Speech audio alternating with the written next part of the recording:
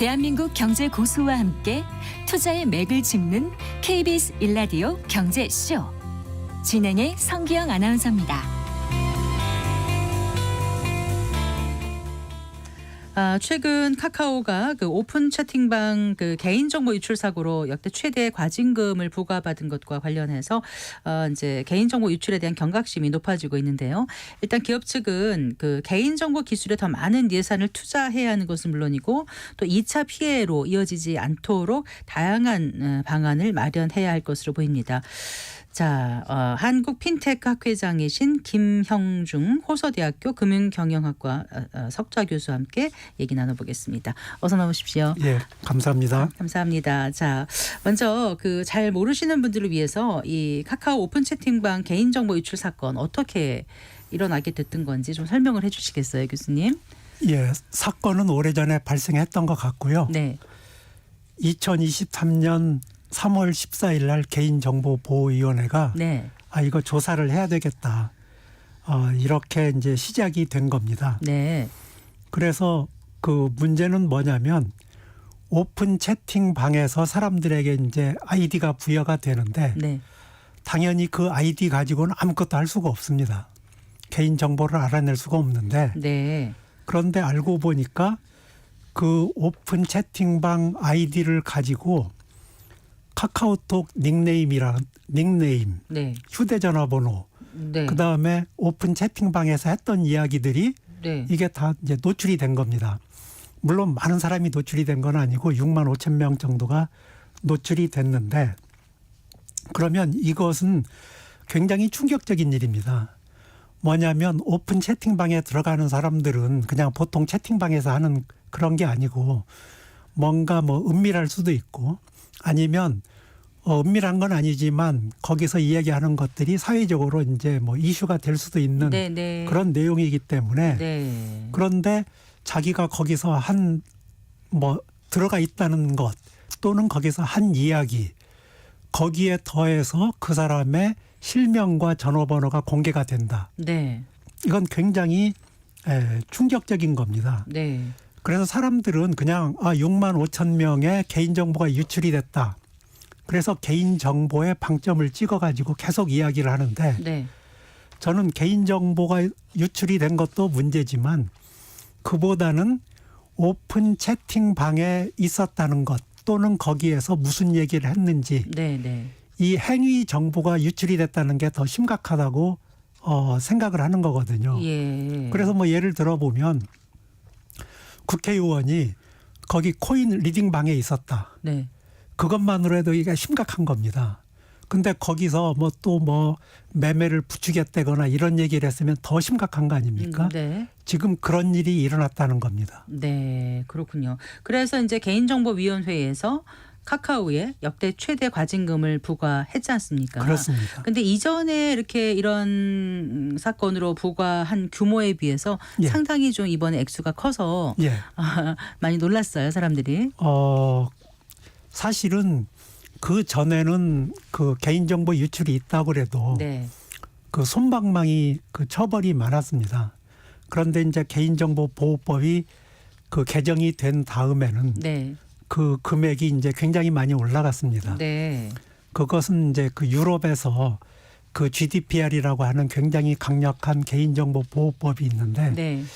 거기서는 그 이제 과징금을 매길 때 네. 그 기업의 매출의 4%까지 네.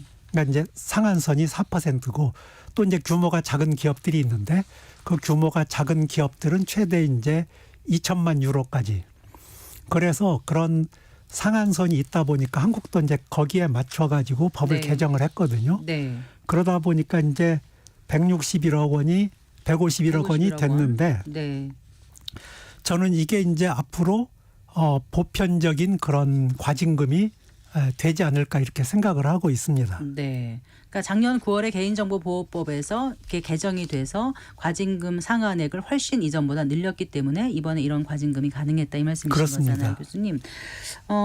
그런데 그 정확히 그 이제 그 과징금 사유가 안전조치 의무 위반이라고 하더라고요. 그렇습니다. 어떻게 안전조치를 했었어야 됐다는 거죠, 카카오가? 그러니까 이제 거기 이게 익명의 방이라고 그랬지 않습니까? 네, 익명 채팅. 네. 네. 그런데 그게 이제 실명 채팅이 됐거든요. 네.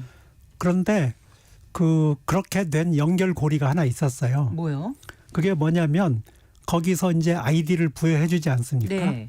그 아이디가 다른 일반 채팅방에서 사용하는 아이디하고 아주 유사했던 겁니다. 아. 그러니까 보통 사람은 거기 아이디가 무엇인지도 몰라요. 그런데 해커들은 네. 이 사람의 아이디가 무엇이다. 그러면 이 아이디에서 그러면 다른 방에서 쓰는 아이디하고 무슨 연관관계가 있나 하는 것을 추출해낼 수 있는 네. 기술을 가지고 있었어요. 네. 근데 그 기술이 뭐 어느 날 갑자기 만들어진 게 아니고 이미 오래전에 네. 그런 방법이 노출이 됐었거든요. 그래서 이제 해커들이 그것을 이제 해커가 이제 공개한 것도 있고 그냥 공익적 목적으로 유튜브에 올린 것도 있어요. 네. 야, 이렇게 하면은 이게 유출이 돼. 해서 이제 그걸 올리니까 뭐 해커들이 그것을 보고 그러면 그 오픈 채팅방의 아이디를 가지고 네. 보통 방의 그 아이디를 찾아내서 일반 채팅에서. 예. 네. 그래서 이제 그 아이디를 알고 있으면 네. 상대편을 초청을 할 수가 있습니다. 네. 카톡방으로 네. 초청을 하면 예. 그때 그러면 이제 사람이 좋아요 뭐 누르고 이제 들어오게 되면 네. 그러면 거기서 그 사람의 그 아이디를 눌러보면 전화번호가 나오기도 하고 맞아요. 맞아요. 그렇게 네. 다 연결이 되지 네, 않습니까? 네. 그 연결고리가 있었는데 그 연결고리가 그냥 기술적으로 그걸 알아내는 게 굉장히 어려웠으면 문제가 없지만 네. 이미 공개된 방법이 다 있는데도 불구하고 그러니까 뭐 개선 조치를 즉각 안 그렇습니다. 했다는 거죠. 더군다나 그 개발자가 네. 개발자 방에다가 이런 문제가 있습니다 하고 그것을 올렸는데 예. 지금은 그게 이제 삭제가 돼 있어요. 네, 근데 네. 이제 언론에 보면 그런 게 올라와 있었다고 하는 것은 카카오에서 인정을 했거든요. 네. 그래서 그런 조치를 충분히 안 했다. 그러니까 이제 그거죠. 익명성이 될 가능성도 있고 개인 정보가 노출될 가능성이 있다고 보고가 올라왔는데도 이게 방치했기 때문에 예. 안전 조치 의무를 다하지 않은 사유로 이렇게 과징금을 부과했다. 지금 그 그렇습니다. 말씀이신 예. 거잖아요. 네. 그런데요. 그 이번 사건의 경우 또 개인 정보 유출로 봐야 할지 카카오 입장은 또 다르더라고요. 예. 그것은 이제 카카오의 입장인데 네. 쉽게 말씀을 드리면 이제 아이디를 이렇게 배정을 하는데 그 아나운서님이 거기 이제 만약에 들어왔다고 하시면 네. 뭐 예를 들어 1234를 아이디를 붙입니다. 네, 네. 그러면 보통 사람은 그 아이디가 붙었는지도 모르지만 서로 그 1234 아이디를 누가 알아냈다고 하더라도 네. 그걸로 어떻게 이 아이디의 주인이 아나운서님인 걸 어떻게 아느냐. 네, 그게 카카오의 주장인 거죠. 그렇습니다. 네. 그건 알 수가 없다. 그러니까 이것은 개인 정보가 아니라 이거죠. 그렇습니다. 네. 그래서 이제 그렇게 이야기를 하는 건데 그런데 그 아까 말씀드린 것처럼 연결고리가 없었으면 네. 그러면 걔는 이제 개인 정보라고 볼 수가 있는 겁니다. 네. 그런데 이제 그렇다고 그러면 6만 5천 명은 그렇게 해서 이제 연결고리가 찾아졌지만 네. 나머지 그러면 그 오픈 채팅방을 이용하는 사람이 뭐 예를 들어 1,000만 명이라고 그러면 1,000만 명의 그 정보가 다 유출이 된 건 아니고 그렇게 해서 보면 얘가 완전히 개인 정보냐 네. 아니면 그 제한적인 개인 정보냐 그런 이제 논란의 여지는 있지만 네. 그것은 나중에 이제 카카오 측에서 이건 너무나 과하고 네. 이건 개인정보다 네. 그렇게 생각이 들면 아마 소송을 할 거고 네. 그러면 그건 최종적으로는 이제 판사가 결정을 할 겁니다. 네. 어쨌든 간에 카카오의 매출이 지난해 7조 5천억이 넘는다고 하는데 거기에 3%면 2,267억 원인데 예. 그 상한선을 다한 게 아니라 161억 원인 거 봐서는 예. 이걸 완전히 개인정보다라고 보지는 않았던 것 같고 논쟁적이기 때문에 예. 일단 이전보다는 많은 액수인 151억 원의 과징금을 매긴 게 아닌가 이런 생각이 드는데 맞습니까? 아마도 한국에서 네. 그 2,267억을 부과했으면 네. 정말 난리 났을 겁니다. 네. 그래서 이제 그 151억도 그 크다고 생각을 해서 네. 아마 그 내부에서 논쟁이 많이 있었던 것으로 보이고요.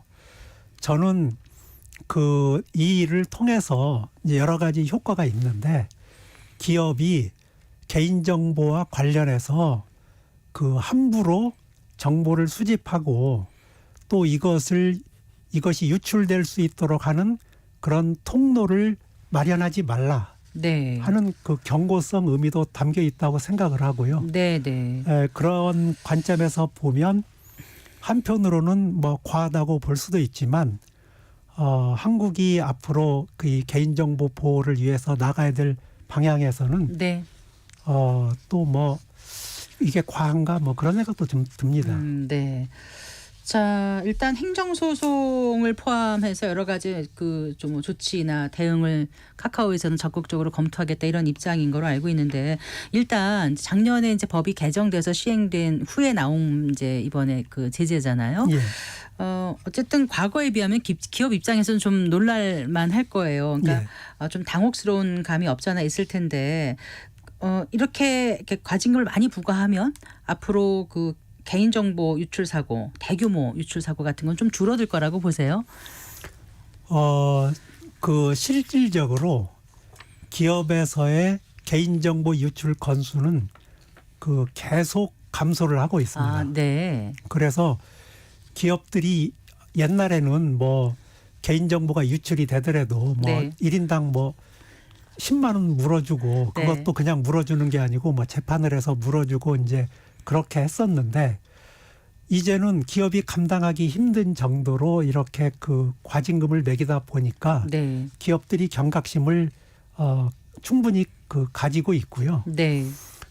그래서 이제 앞으로는 이렇게 더 큰 과징금이 매겨지는 그런 일이 그 없었으면 좋겠다는 생각이 들고 네. 한국 기업에 대해서는 뭐 이제 이렇게 그 과징금을 그 매기는데 그 외국 기업에 대해서는 그보다 더 많은 과징금을 매긴 사례가 있거든요. 네. 네. 물론 구글이나 메타나 메타. 네. 그 두 기업 합쳐서 이제 그 1,000억 이상의 과징금을 그 매겼는데 네. 그 경우에는 꼭 그 개인정보 유출이 돼서 그런 게 아니고 동의 없이 그 고객의 그 행태 정보를 수집해서 그랬다. 네. 그러니까 여기서 우리가 교훈을 얻어야 되는 것은 뭐냐면 이제는 우리가 그 개인 정보만이 꼭 문제가 되는 게 아니고 행태 정보까지도 우리가 신경을 써야 된다. 네. 그 이런 생각을 가져야 됩니다. 네.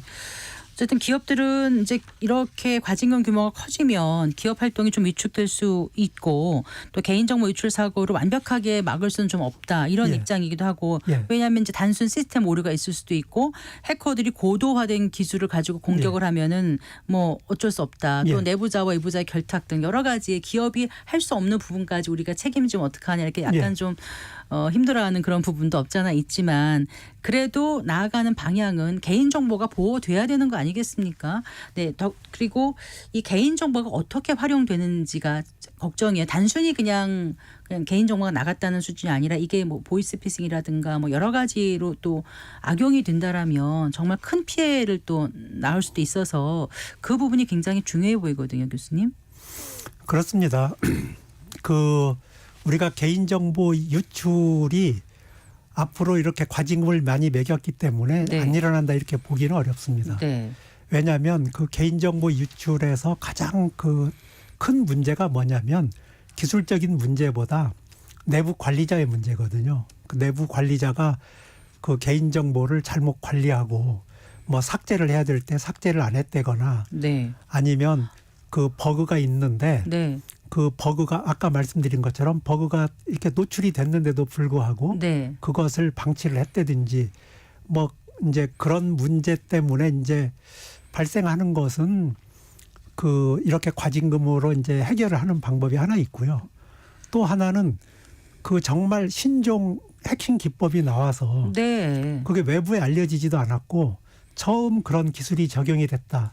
이런 경우에 무조건 정부에서는 야 니네 있지 무조건 이 과징금을 이렇게 내야 돼. 꼭 그렇게 하지는 않습니다. 아, 네. 그런 경우에는 우리가 최선을 다해서 방지를 하려고 그랬는데 네.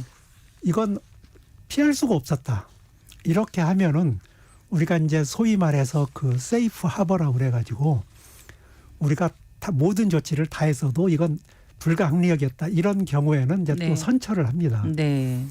이게 이제 개인 정보가 이제 유출이 되면 제일 그 걱정이 되는 게 옛날에는 이제 금융 피해였습니다. 그래서 개인 정보가 유출이 되면 그것을 가지고 가서 쉽게 뭐 계좌도 트고 네, 네. 이렇게 됐는데 지금은 그게 이제 많이 그 막혔습니다.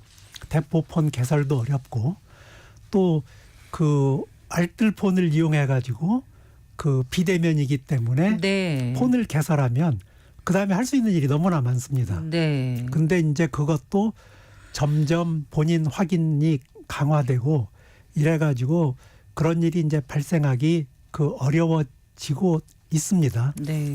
그러다 보니까 이제 이 사람들이 그 방향을 바꿔 가지고 뭐 이제 협박을 하거나 그 스토킹을 하거나 네. 뭐 성범죄를 일으키거나 아. 이제 이런 쪽으로 가는 것이 사실은 더 그 두렵습니다. 네.